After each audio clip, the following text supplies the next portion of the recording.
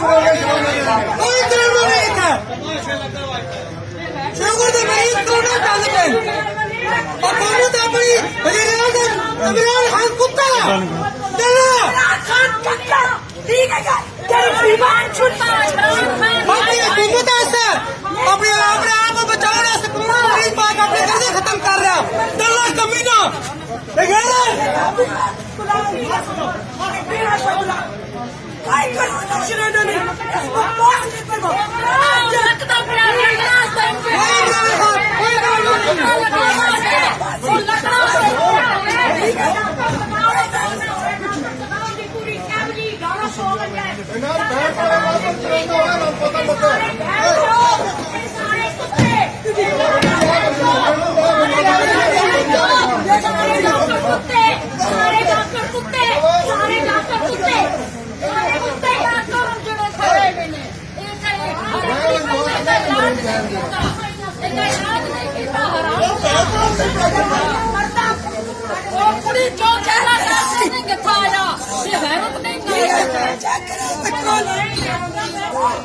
मरीज तुसी सामने ला जो तो लाख का मरीज